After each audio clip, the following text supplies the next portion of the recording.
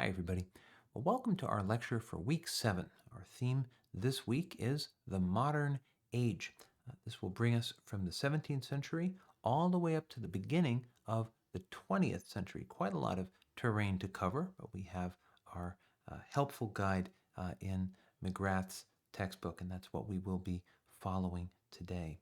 So let's get started.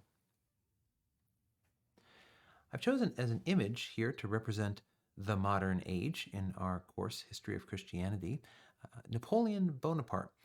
Napoleon was a figure who was perceived by many as fundamentally challenging Christianity. Of course, the French Revolution before him had challenged it in even more fundamental ways, but Napoleon was seen as upending the order of Europe, of states and of relations between church and state in a really fundamental way.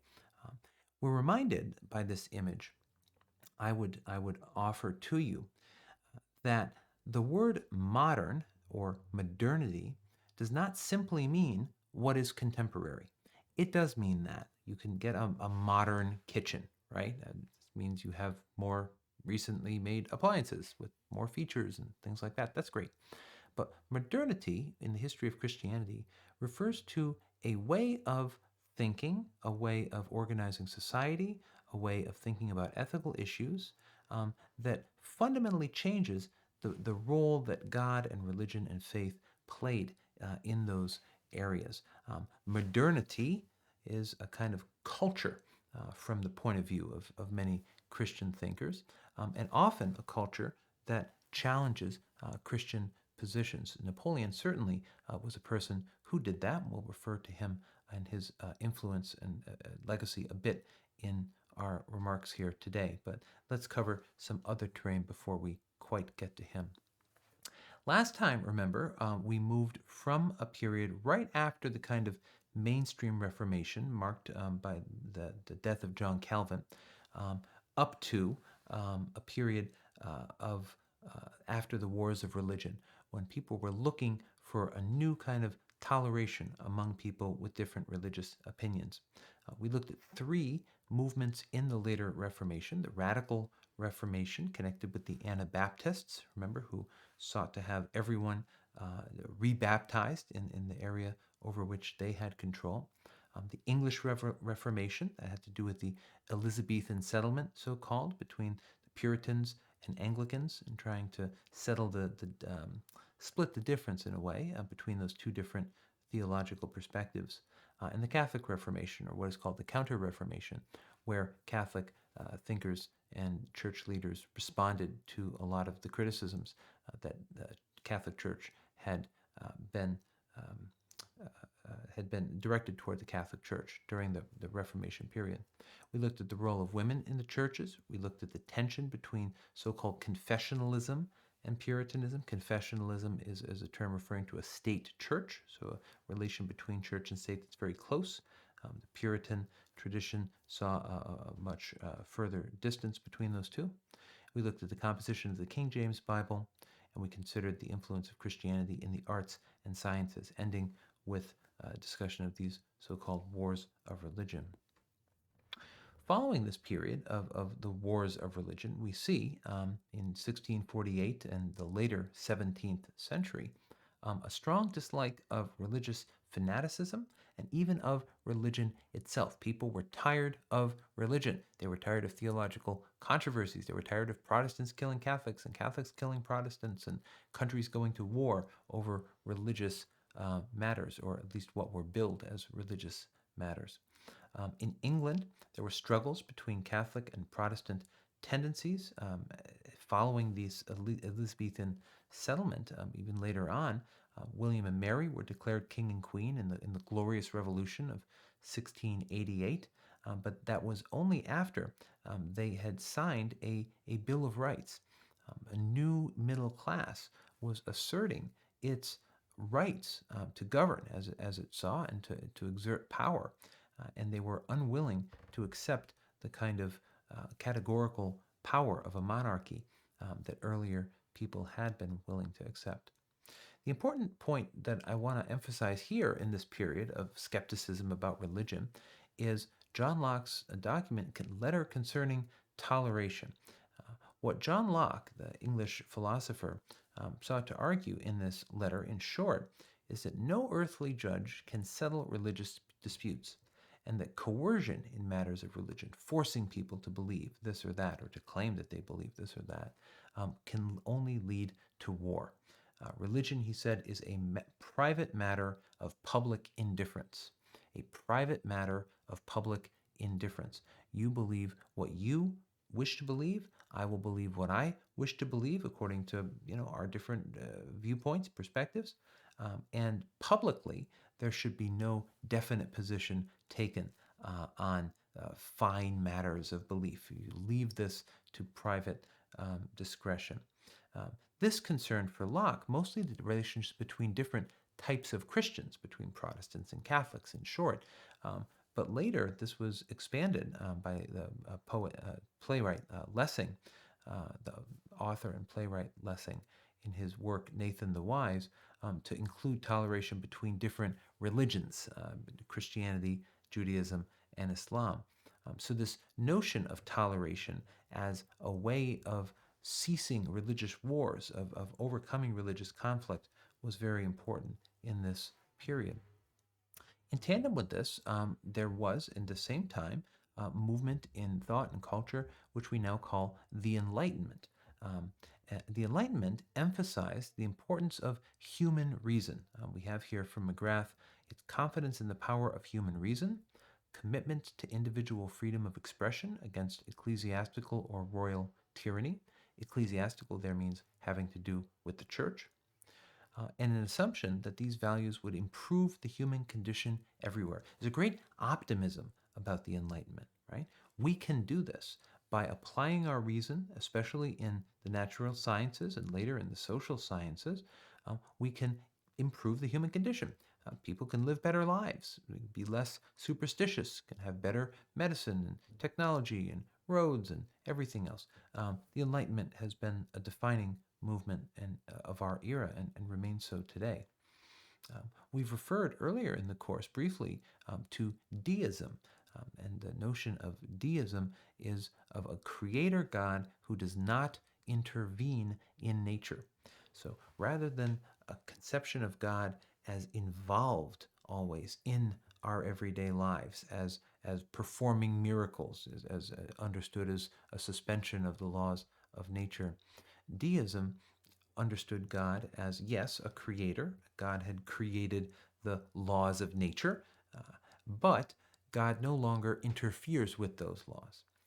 What this does is it creates a space for the natural sciences to proceed to study and develop theories without thinking that, oh, maybe this is because God is intervening, right? That's not an explanatory inference. You can't just appeal to that, right?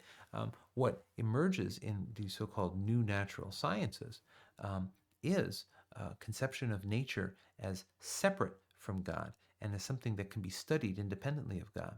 I have an image here on the slide of Isaac Newton, who's discussed by McGrath in his text, certainly a person for whom religious belief was very important, but also a person who in his equations and in his science, his physics, did not rely on a notion of God as an explanatory notion. Right? Isaac Newton was explaining phenomena as he saw them mathematically, and we would say today scientifically, but not by appeal to God. This led in the Enlightenment to a progressive kind of removal of religion from public life and a challenge against religion that moved in three phases identified by McGrath briefly. First, you start with a claim that Christian beliefs are rational. You can understand those teachings of the church using your reason. You don't have to just close your eyes and accept what the church says. Second is a claim that one could derive Christian beliefs from reason alone. So you don't need the Bible. You don't need the priests. You don't need the popes or the pastors or John Calvin or Luther or anyone else. You can use your reason, you can think about it, and you can conclude that, especially like the moral teachings of Christianity, are true. They're not revealed, but they're known through reason. And finally, you move toward a claim that reason can actually judge revelation, that reason is above revelation, right? And if there's something in Christian teaching that is not rational, reason can dismiss that and say that is superstition, right? So, in this way, the relationship between reason and faith changes fundamentally in this period. Whereas previously, faith was treated as more important than reason, as more fundamental than reason. Now, by the Enlightenment thinkers, reason is treated as more fundamental. And so this fundamentally changes the landscape in which Christianity is developing. Another development in this period that happened in the same time as the Enlightenment, a very different kind of development, is known as the Great Awakening. There were several so-called Great Awakenings. Here we are in the United States, or what would become the United States in North America. The First Great Awakening occurred in the period 1730s, 1740s, and was characterized by, as McGrath writes, mass outdoor meetings, open-air sermons, deserted taverns, and packed churches. So there was a religious awakening. People came to Jesus, as the phrase would later develop. Uh, After a time of stagnation, the Protestant religion in America boomed through this new great awakening, this moral awakening, and religion was given a new public profile. We have this idea that people used to be very religious, now they are not very religious, and there's a kind of a slow, steady decline. But throughout history, there are many periods where people simply did not go to church, were not religious, right? Maybe they were baptized, maybe they weren't. But this was a moment where, after a period of such stagnation, suddenly people are back in church. One figure, and we'll read something from him in our primary sources this week, is Jonathan Edwards. He was a preacher here in Connecticut, as it so happens, who led an evangelical revival in New England. He promoted a changed understanding, McGrath writes, of the relation between the individual, congregation, and state. His depictions of hell, for example, fire and brimstone, if you've heard that phrase used to describe Christian preaching, that is most clearly evident in the works of Jonathan Edwards. He was famous for creating in his listeners a fear of the sufferings of hell and leading them to convert, to change their lives so as to avoid that fate. In this period, too, conversion narratives become really important, and the emotional side of faith becomes more important than the intellectual side. So we see that the Enlightenment on the one hand and this Great Awakening and kind of religious revival on the other, they're separate and parallel developments, right? You have a culture in the Enlightenment focused on reason, and here you have a culture in evangelical Christianity, the Great Awakening, focused on faith, that they were developing at the same time. In the wake of both of these, you have the American and the French revolutions, and we will have only one slide on each of these. McGrath touches on them briefly. He writes, McGrath, the Great Awakening is seen by many scholars as having created a strong sense of religious values that were hostile to British Crown rule and contributed to the American Revolution. So religion here is seen to have played a role on a popular grassroots level in leading people to be willing to challenge the rule of Great Britain and thus to undertake the American Revolution. Many leading figures of the Revolution came from Christian backgrounds, but others came from less Christian backgrounds. There were very unorthodox Christians, there were deists, there were Unitarians. The notion that the founding fathers were all Christians is, as it so happens, false. Many of them were, but many of them were not. The religious landscape in the country was not uniformly Christian. It was not that it was marked by other traditions, but that the relationship of people to Christianity was quite different. So it's not that there was a condition of religious diversity. There wasn't a great deal of that, but within the broad Christian space, there were many different perspectives. Significantly, the Constitution makes no reference to God or to Christianity, although the First Amendment to the Constitution does end any establishment of religion by the state. We'll come back to that a bit when we talk about the so-called wall of separation near the end of this lecture. But the aim of this First Amendment, significantly, and McGrath, I think, highlights this very well, was not to protect the state from religion, but to protect religion from the state. Because you might think, well, we can't have all these religious people in the public square, spreading their religion through government channels. That's how many of us might think about it today.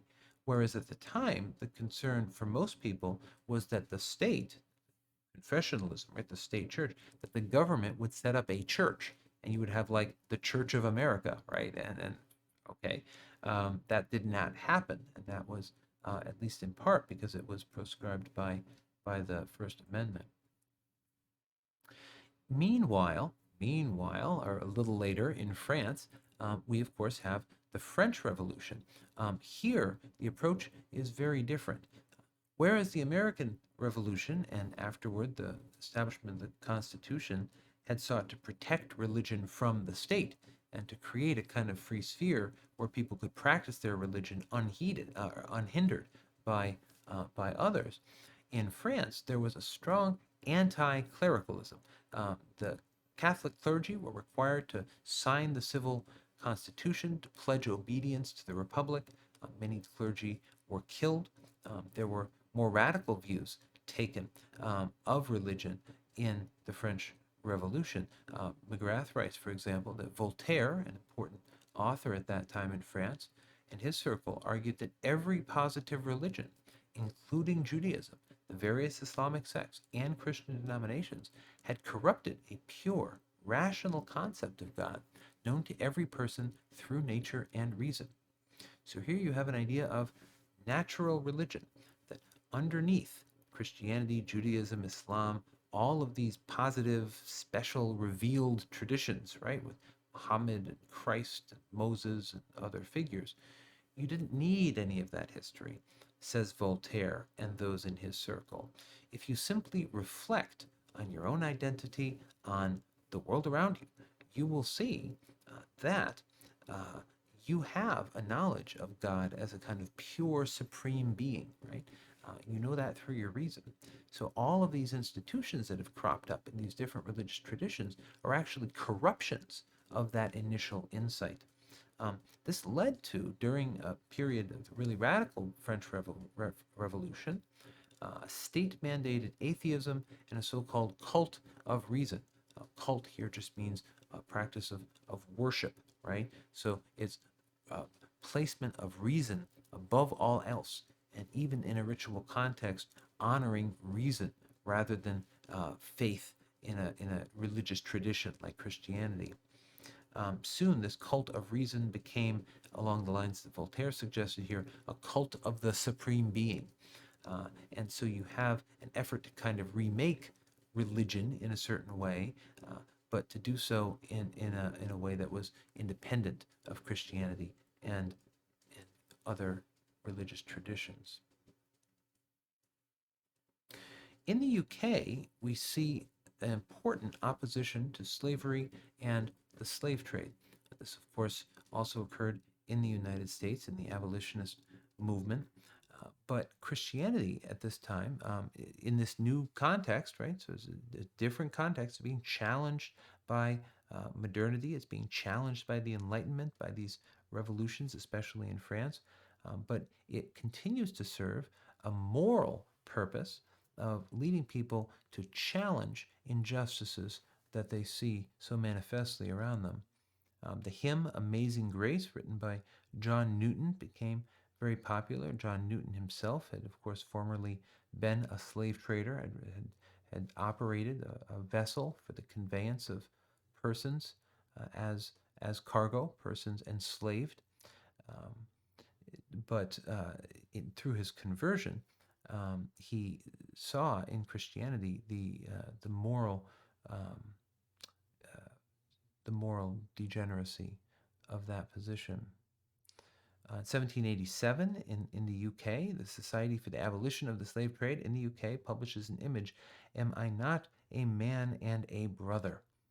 This is used by William Wilberforce, who also had a religious conversion experience, to abolish slavery in the UK. A movie was made about this some years ago, about 10 years ago, I think. I forget the name of it. It was quite a story, William Wilberforce's work. And he supported Wilberforce by Newton and John Wesley and others, and all of them Christians, to lead ultimately to the abolition of the slave trade in 1807 and in 1833, an abolition of slavery across the British Empire. The important point for our purposes here in our course on the history of Christianity is that Christianity, although under attack in all of the ways that we have described, remained vital and in society, and did in fact lead to significant changes in these modern societies.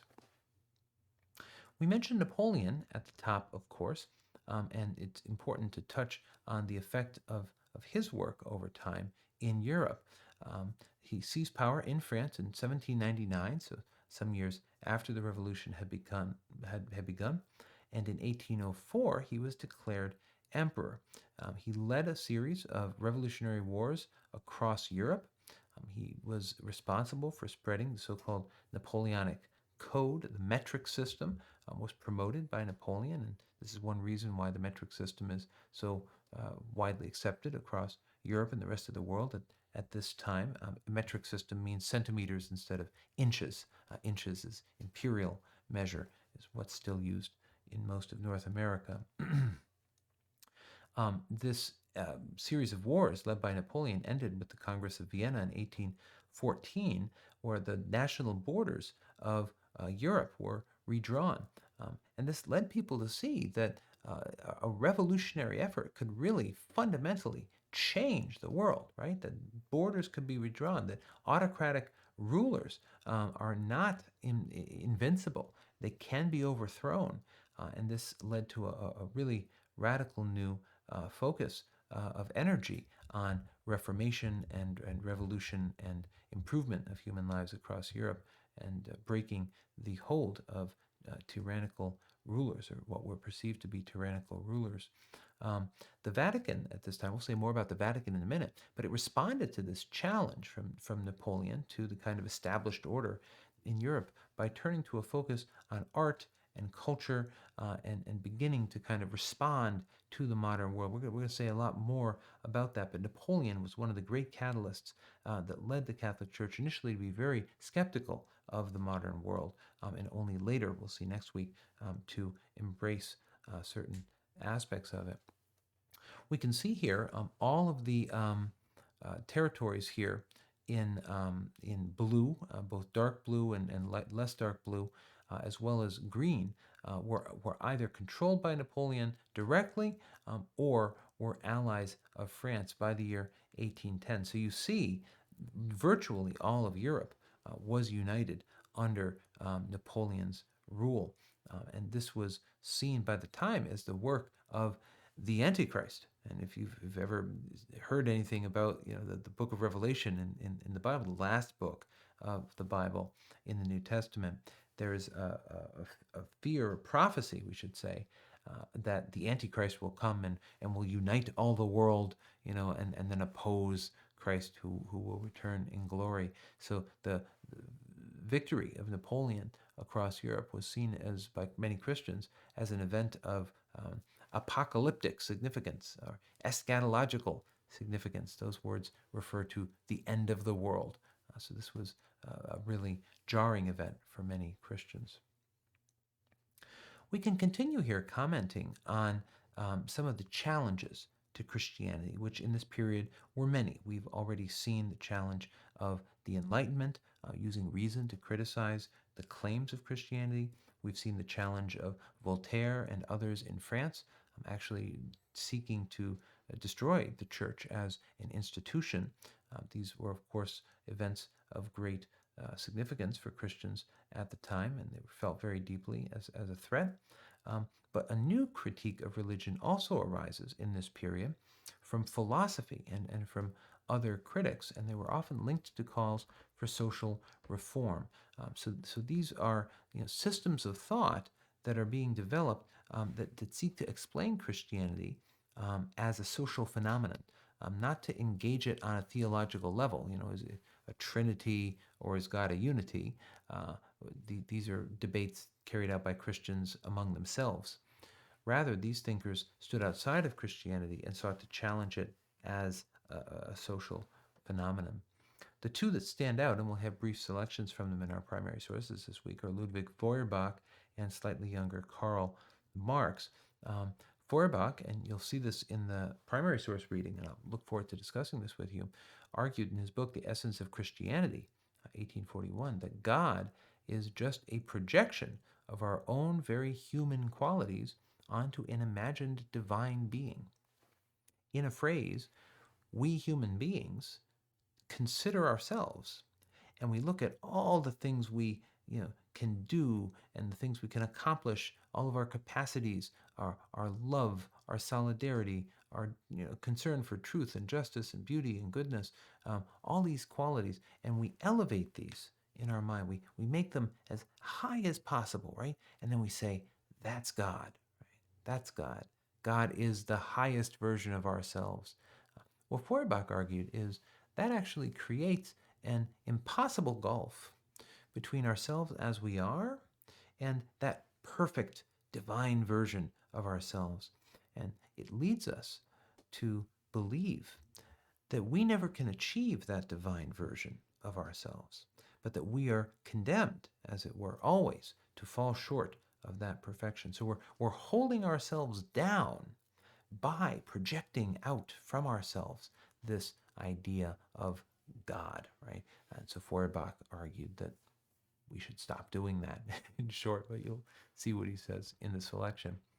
Karl Marx, relatedly, he was a reader of Feuerbach, certainly aware of the work of that earlier author, focuses on social context. So it's not only that I, as an individual, project my qualities onto God, but that we as a society can see religion performing a certain function. McGrath writes the following: For Marx, religion has no real independent existence, but is merely an epiphenomenon, a symptom of something more real and substantial that lies underneath it. And that thing is the material world. The religious world is but the reflex of the real world. We'll have to go into some detail about Marx's claims. His language will be a bit unfamiliar. But essentially, Marx is interested in economic, social, material relationships. Who has money and power? Who does not have money and power? And religion appears as an epiphenomenon. So epi means the surface, like your epidermis, right? The outside of your skin. Religion is just an idea that is used by people in power to preserve their power, right? And it fools those who don't have power into not arguing for their power, because they're told, well, accept your lot in life. That is wisdom, right? You'll go to heaven when you die, and all of those bad rich people will be punished, certainly in hell, but you will receive your reward. And Marx didn't so much. What he opposed was the social effect of such a belief. Just as Feuerbach thinks projecting God outside of ourselves prevents us from trying to realize our highest possibilities, Marx thinks that religion actually prevents people from rising up and taking power. Why should they remain poor? Why should they remain exploited unjustly, right, by the wealthy? Only because religion has convinced them that they should. So take away religion, and you will free people to liberate themselves really in this world, and not only to seek a kind of heaven in the next. We have some images here of both Feuerbach and Marx. Feuerbach, of course, Feuerbach was an author of several works. Essence of Christianity was by far his most important, whereas Marx, associated, of course, with Marxism, a movement that has gained some attention in our country in recent years, was a thinker of very wide range and had a very significant impact, especially on the 20th century. Another such thinker who had a really important impact is Charles Darwin. So here we are moving from a space of arguments about the existence of God and the nature of religion specifically to biology. But of course, this has a very important effect on religious belief. Charles Darwin was born in 1809, died in 1882, and he conducted research as a young man on a ship called the Beagle. The ship was bound for South America. He conducted many observations during that trip and later published the findings based on those observations in his capacity as a biologist in his book, The Origin of Species, in 1859. Now, up until this time, it was taken for granted or held as a belief by most people that God had individually created the various species that we see. And we see this in the book of Genesis. Okay, here's an animal. Adam, what will you call it? Oh, I will call that, he doesn't say this in Genesis, but I will call that dog. I will call that elephant. I will call that cat, right? And God created those animals, and there they are, and there they go on Noah's Ark, right? They've been there from the beginning. And what Darwin says is that that we don't actually have reason to believe that according to the evidence.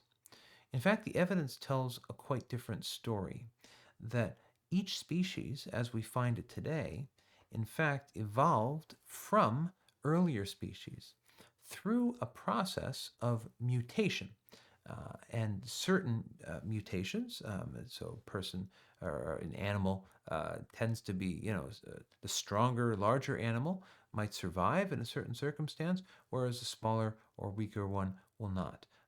An animal that happens to have been born with a longer neck will survive in circumstances where the food is high, where an animal that happens to have been born with a shorter neck will not.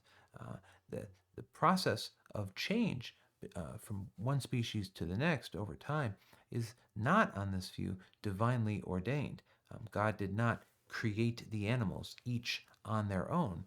Rather, all of life is unfolding in a process which, in a way reminiscent of what we discussed earlier, can be explained without God.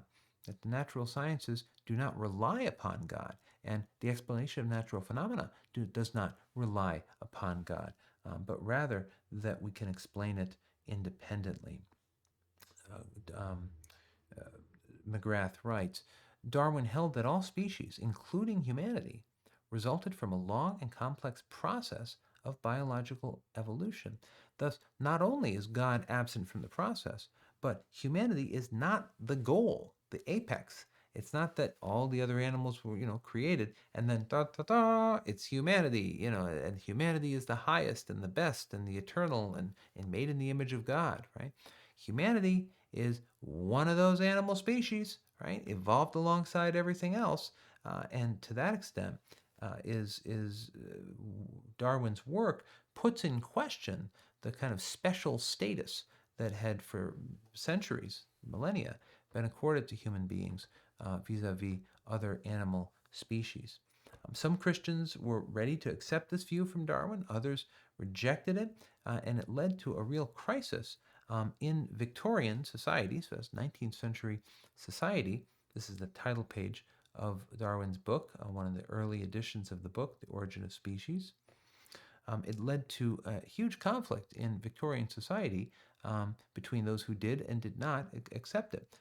And this conflict continues even to our day in some places, especially in the United States, where people question or outright deny the theory of evolution by natural selection.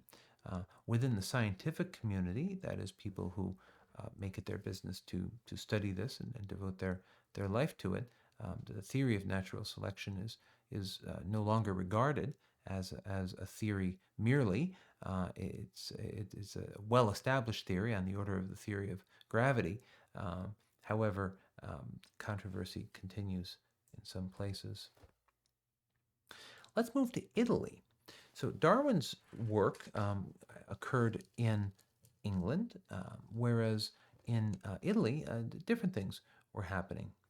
Here we see a movement known as the Risorgimento, the resurgence. The goal was to unify Italy as a single nation. It's the middle of the 19th century, right? This revolutionary spirit from Napoleon is continuing, and it's influencing events elsewhere in Europe, distant from France, including here in Italy. Now, the problem with this, from the Catholic point of view specifically, is the existence of the so-called papal states. So a large chunk of Italy, what is now Italy, um, is governed by the Pope. Not just kind of owned by the Pope, but it is a state. All of the utilities and the education. It's not just priests and nuns. It's a country full of people ruled by the Pope. Had been for many centuries. Right now, what happens is the leaders of the Risorgimento movement um, refused to accept this, right? And they wished to unify the entire peninsula, including the Papal States. This leads to, in 1849, a declaration of the Roman Republic. 1861, the formation of a single Italian kingdom. Pope Pius IX initially calls in France to defend the Papal States from this, declared Italian kingdom, but they had to withdraw because they had their own problems in France at that time. And Pius IX, a pope about whom we'll say more presently, is, as he put it, confined to the Vatican, and he forms a strong view against the modern world. Remember, we started by talking about modernity, represented by the figure of Napoleon. So here is the modern world, which led to the questioning of religion in the Enlightenment by Voltaire, by Feuerbach and Marx, effectively by Darwin.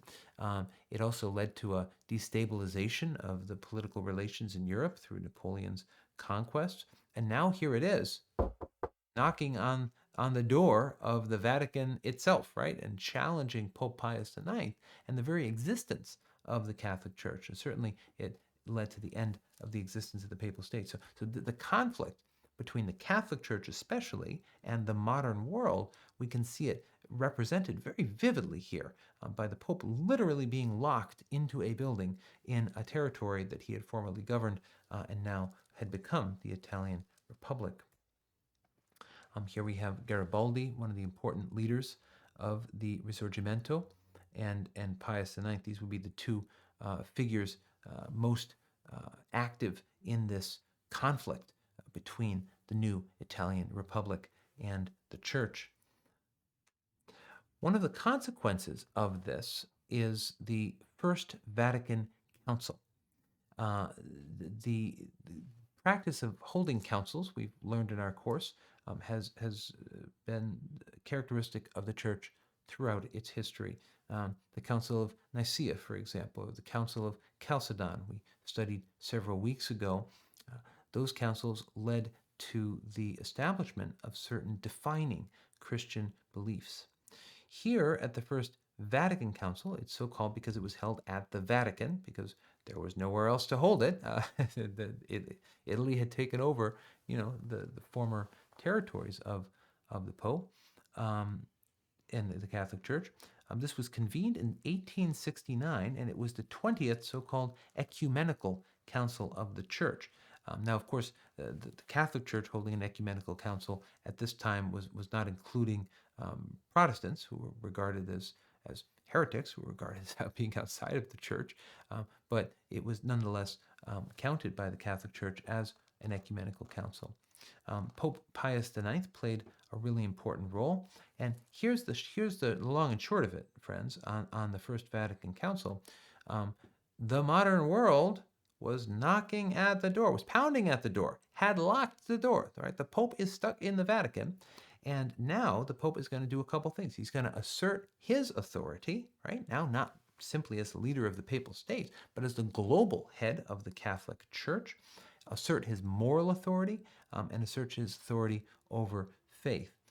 So we have here a controversy between more liberal Catholics and more conservative Catholics, right? So around the world, some people are looking to the Pope for a kind of strong conservative leadership to stand up to the modern world and to this Antichrist Napoleon and to all these revolutions sweeping the world and all these challenges to Christianity, right? Those people were known as the ultramontanists. Ultramontane means beyond the mountains. Ultra means beyond, and Montaigne as mountains. So these were people who, from around Europe, looked beyond the Alps to the authority of the Pope, right, to kind of challenge these modern developments. More liberal Catholics were, however, more willing to be open to the modern world and to accept the new ways of thinking. There were two documents issued by this council, the First Vatican Council. One was on the relation between faith and reason, which you can imagine was appropriate given what we've said about the French Revolution and the Enlightenment as challenges to religious faith. And the other one asserted papal infallibility when speaking officially on matters of faith and morals. Okay, infallibility. Fallible means that you can make an error, right? To be fallible is to err, to make mistakes. And this doctrine of papal infallibility, this teaching of papal infallibility, claims that when speaking on matters of faith and morals, so that's stuff having to do with Christianity, and doing it officially, so that means you're sitting on the chair, you're speaking in an official capacity, the Pope cannot make a mistake. Woo! That's an interesting notion, right? And most people looked at this at the time and said, "Oh, come on," right? "Oh, come on. How can you even take that seriously," right? It looks like a kind of last gasp of papal self-assertion in a context where his authority had been significantly challenged. However, this teaching of papal infallibility remains to this day in force in the Catholic Church, and it's a subject of a lot of theological argument, right? Because, okay, I mean, it's a circumscribed teaching. It doesn't say the Pope, can't make a mistake about what time it is, or can't make a mistake about, I don't know, who won a certain soccer match or whatever. It just means that the Pope, when speaking on very specific matters in a very specific way, cannot err. So more liberal Catholics have emphasized that circumscription, whereas more conservative Catholics have been more willing to say, no, this applies pretty broadly, right? The Pope is really right about many things, not simply a narrow swath. So this is seen by many people in Europe as an overextension of the Pope's power and was a matter of great controversy as it remains today. Next week, when we talk about the 20th century, we will look at the Second Vatican Council. This, of course, is the first, and so we'll see a lot of differences between those two events. The Second Vatican Council was very important in the history of Alberta's Magnus College, for example, as a Catholic institution, and much influenced how this college understands itself. In this image from around that time, in 1869, it says the Ecumenical Council of the Vatican, and you can see the Pope Pius IX, sitting on his chair in St. Peter's Basilica, surrounded by dignitaries and representatives of the Church from around the world, mostly bishops, leaders of their local church communities. And you can see the centrality that Pope Pius IX himself had as the convener and the central figure of this council.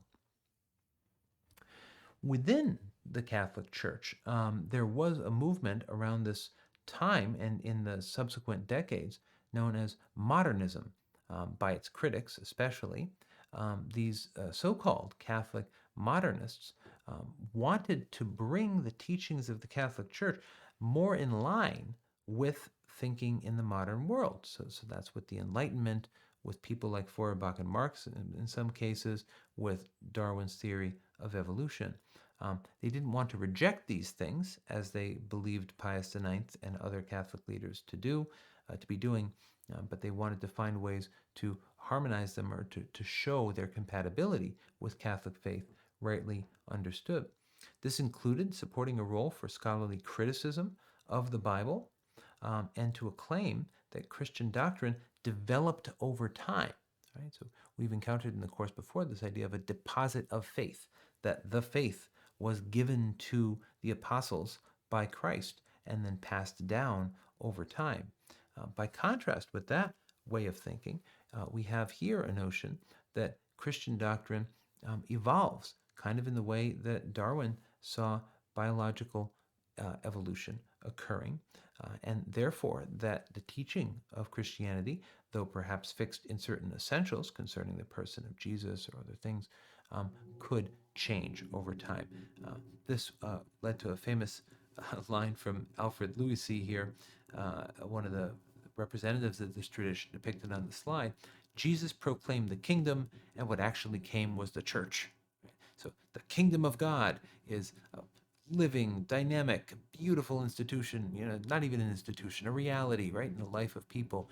Whereas what we have to settle for from this Catholic's point of view is the hierarchy of the church, right? And this was basically seen to be a real come down, right, from the kingdom of God to, Pope Pius IX in the Vatican.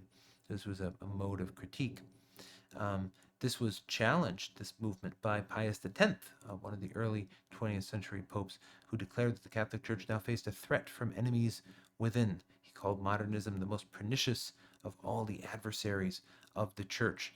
So even within the Catholic Church, you see that these debates we've been tracing throughout the modern age are occurring.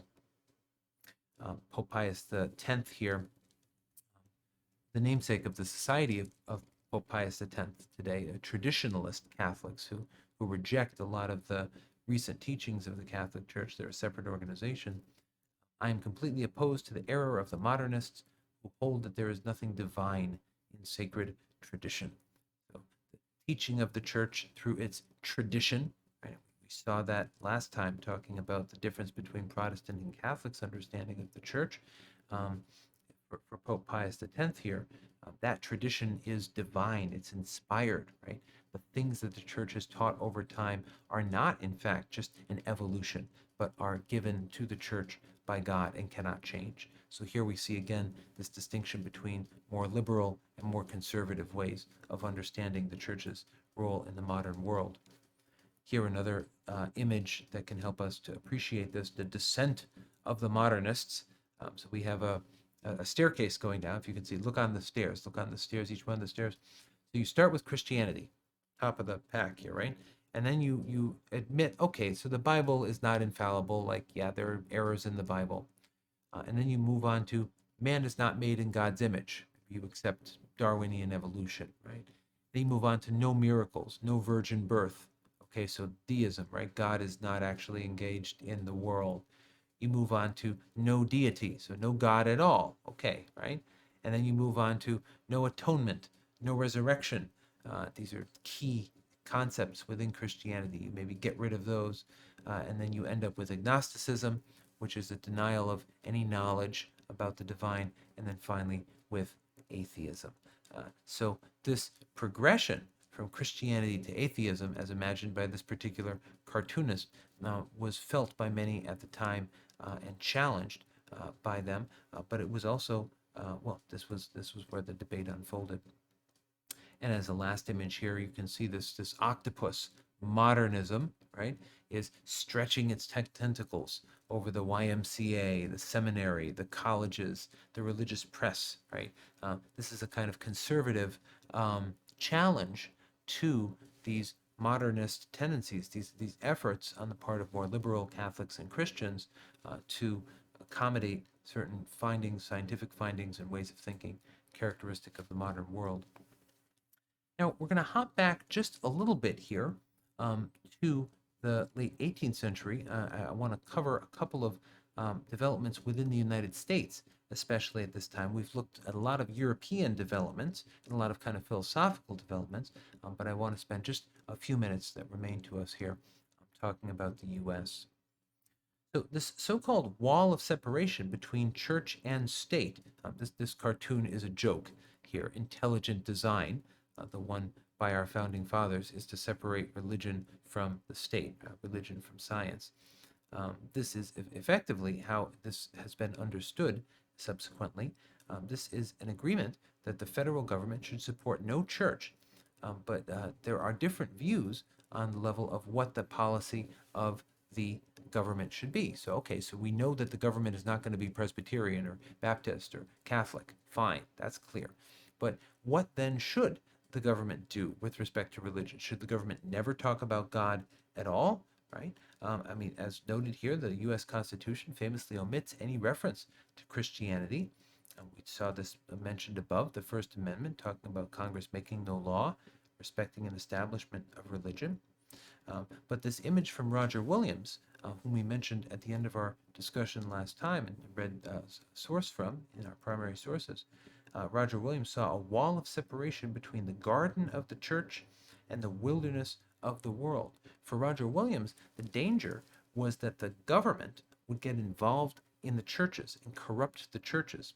It's not that the churches would get involved in the government. So if you see today a lot of people seemingly willing to mix Christian ideas into government, that is in fact compatible with the intentions of many people who founded this wall of separation. Doesn't mean it's the right thing to do. It just means it has historical precedent. Throughout this period in the 19th century, we talked about the First Great Awakening. Well, there's also the Second Great Awakening. The U.S. population increases enormously in the 60 years prior to the Civil War, rises from 5 to 30 million people. Church attendance grows enormously during this time. This is called the Second Great Awakening. And an important thing to mention from this slide, and I invite you to read this slide and the others, I'll move pretty quickly through them, is that the fellow depicted on the slide here, Charles Finney, made the important contribution of beginning an effort to design means to effect conversion in people, right? Every technique of persuasion available was used in preaching for conversion. The idea previously had been you preach a sermon, required to preach a certain sermon, right?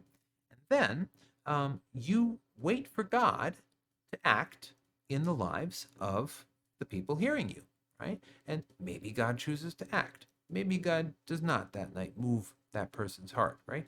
But you wait for God to act. Finney, in a move that would be defining of American Christianity in subsequent years, says we don't need to wait for God to act. In fact, we should not wait for God to act. We should create an environment. The altar call is something that he develops here, where we say to people, if you want to give your life to Jesus, come on up right now. We should use music. We should use light. We should use words. We should use every means of persuasion available to invite people to come to Jesus, right? And so a lot of the style of American preaching that you might be familiar with has focused on that, the creation in the hearer of a conversion of heart. Charles Finney is the first one to have developed that. Within the United States, you see a lot of shifts demographically in the country. In 1776, only 10% of Christians in the South attended church.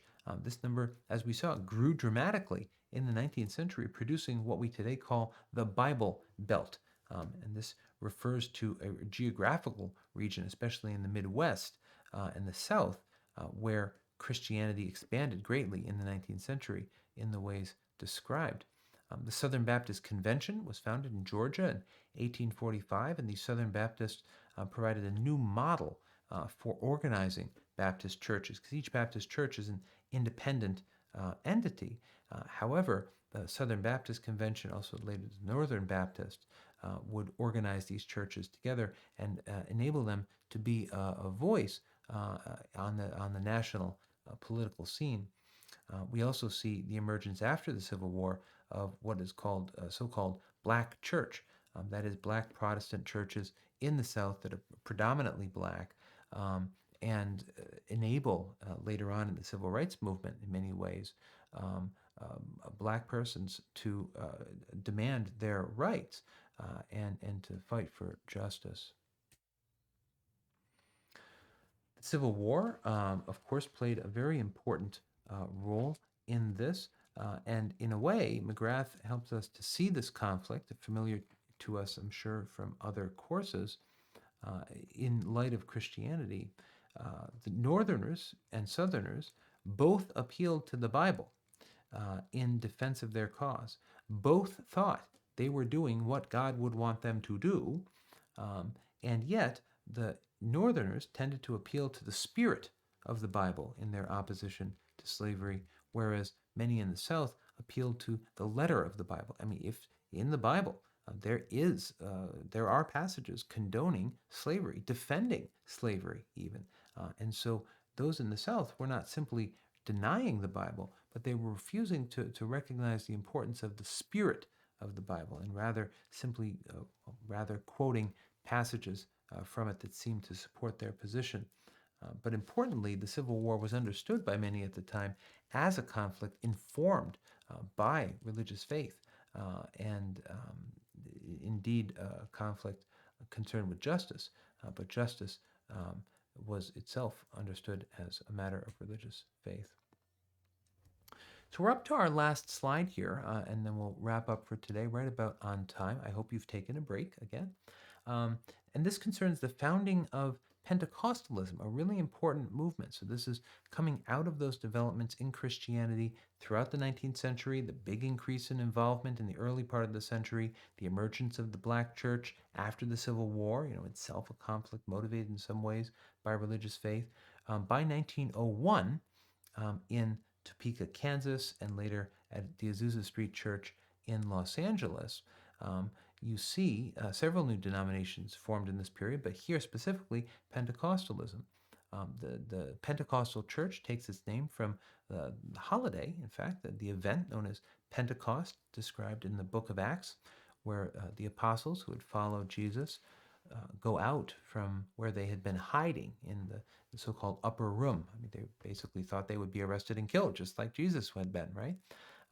But they are infused with the Holy Spirit, as described in the text, and this is said to inspire them to go forth from that upper room where they'd been hiding into the streets and to speak to people about Jesus Christ, about the church, about salvation. Miraculously, as told in the story, they were able to be understood by all those with whom they spoke, even if they did not speak their language.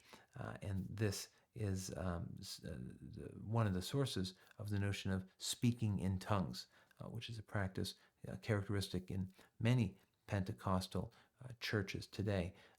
The tradition focuses on the gifts of the Spirit, on a kind of charismatic expression of one's faith in a very personal way and in a way very much directly related to God through Christ, and not moving through a kind of church hierarchy as understood, for example, in the Catholic Church, but also in others.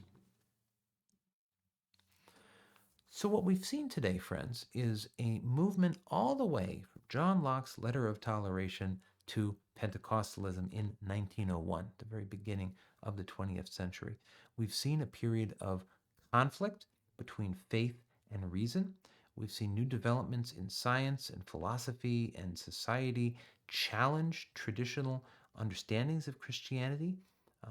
And this has been received in many ways by Christians by way of reaction. They're reacting to the modern world, right, and rejecting the modern world. Whereas others, such as the modernists we discussed earlier, have sought to embrace the modern world. And this movement between rejecting the modern world and embracing the modern world will define the 20th century, which will be our last period covered in the course. So thank you very much for your attention. I hope you found this informative and enjoyed your reading of McGrath. I look forward to discussing this with you in class.